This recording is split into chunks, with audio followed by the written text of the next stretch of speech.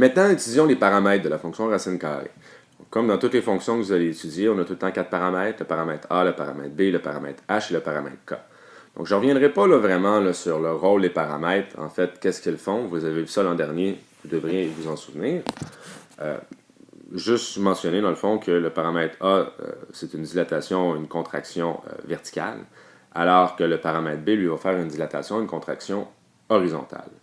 Donc, si on regarde ça rapidement, ici, on voit ce que le paramètre A peut faire. Donc, on voit la contraction ou la dilatation.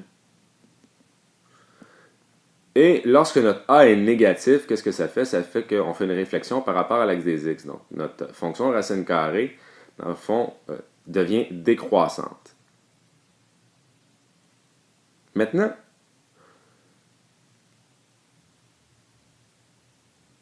on va aller voir qu'est-ce que fait le paramètre B. Le paramètre B est une dilatation, une contraction horizontale. Par contre, si on regarde attentivement, on réalise que le paramètre A et le paramètre B semblent avoir le même effet graphiquement.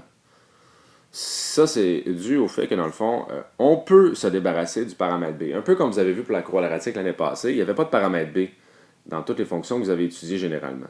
Bon, peut-être dans quelques exceptions, là. Mais généralement, le paramètre B n'est pas là. Pourquoi? Parce qu'on l'a inclus dans le paramètre A. On peut les fusionner ensemble. Et c'est un peu le même principe ici. Donc, pour la racine carrée, on peut se débarrasser du paramètre B, aller l'inclure dans le paramètre A. À noter qu'on ne peut pas faire ça avec toutes les fonctions. On va le voir plus en détail cette année. Et un peu le même principe que pour le paramètre A, le paramètre B, lorsqu'il est négatif, ça fait une réflexion, mais cette fois-ci par rapport à l'axe des Y. Donc, si on regarde notre courbe ici, ben, elle est encore une fois, elle devient décroissante, mais à la place de se diriger vers la droite, elle se dirige vers la gauche. Alors, maintenant, je vais vous montrer comment est-ce qu'on peut se débarrasser effectivement du paramètre B. Tout ça est dû grâce aux propriétés des radicaux. Donc, ici, j'ai l'expression 6 racine carrée de 4x moins 3.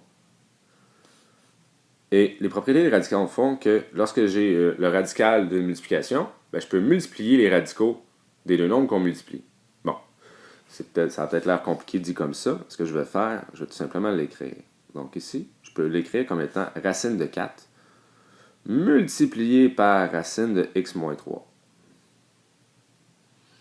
Donc dans le fond, cette partie-là ici correspond au radical. Plus 5. Et évidemment, on est capable de calculer la racine de 4.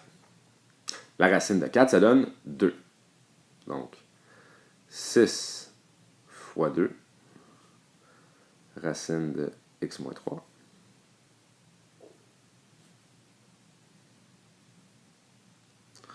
Donc, il y en a qui vont peut-être me dire, monsieur, le radical peut être négatif ou positif. Oui, effectivement, vous avez entièrement raison. En fait, la réponse devrait être 6 fois 2 ou 6 fois moins 2. Mais je vous rappelle qu'on a éliminé une des deux branches de la fonction racine carrée. On va tout le temps garder la partie positive. D'accord? Donc, on n'a pas besoin de tout le temps donner les deux réponses. C'est tout le temps la réponse positive qu'on prend lorsqu'on fait une racine carrée. Et 6 fois 2, ça donne 12. Oups, j'ai oublié le plus 5 tout à l'heure. Donc, 12 racine de x moins 3.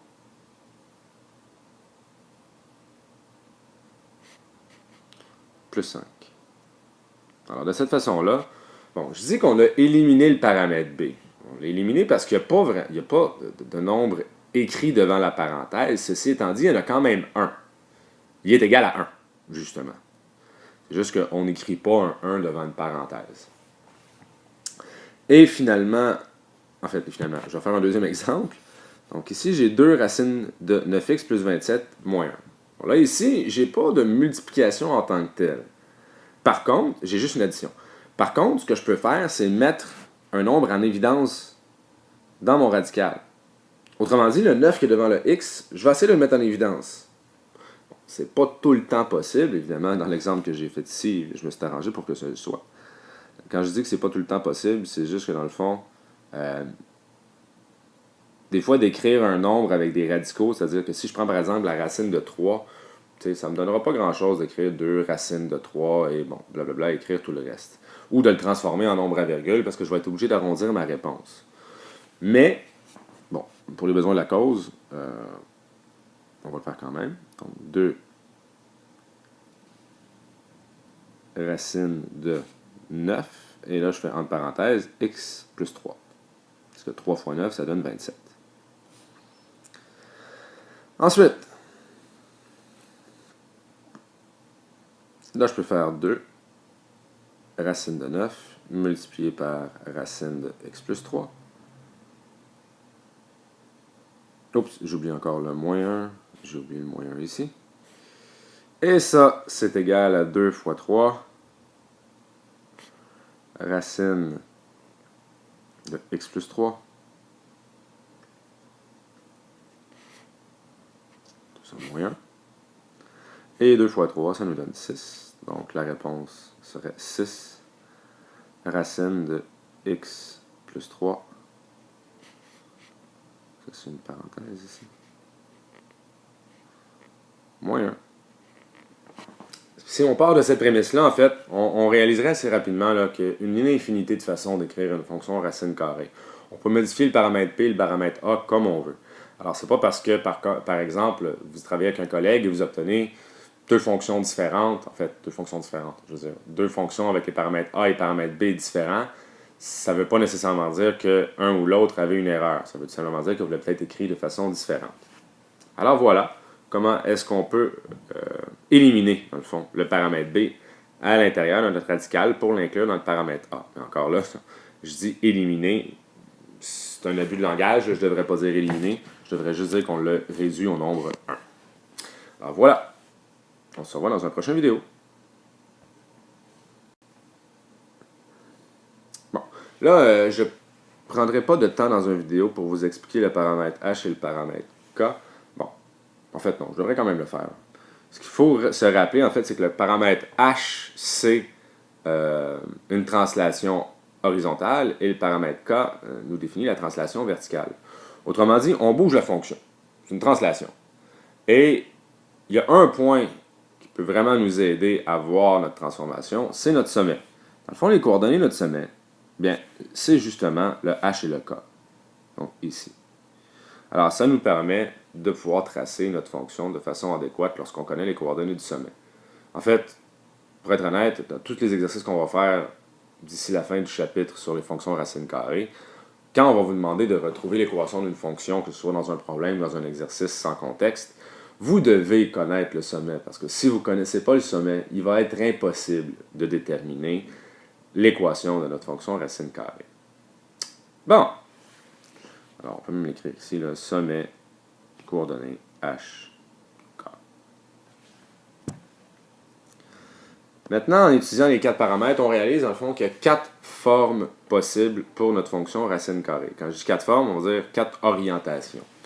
Donc, la première, qui est la fonction de base, elle part par en bas et elle se dirige vers le haut à droite. On en a une qui part vers la droite, mais qui s'en va par en bas.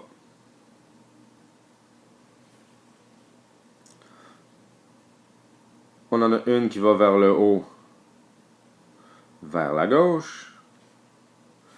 Et on en a une qui part par en bas, également vers la gauche. Donc, ce qui est important de retenir à propos de ça, c'est les signes des paramètres A et B qui vont déterminer l'orientation de notre fonction. Donc, ici, lorsque la fonction va vers la droite, ici, ces deux-là, c'est tout simplement parce que notre paramètre B est positif, donc est plus grand que 0. Si elle va par en haut, c'est que le paramètre A est positif également. Si elle est par en bas, le paramètre A va être négatif. Ensuite, si je regarde les deux fonctions de droite, dans ces cas-là, on réalise que notre paramètre B, quand ça va vers la gauche, il doit être négatif, donc plus petit que 0. Encore une fois, si elle va vers le haut, notre paramètre A est positif. Si elle va vers le bas, notre paramètre A, il est négatif. Alors voilà les 4 différentes formes d'équations qu'on peut avoir.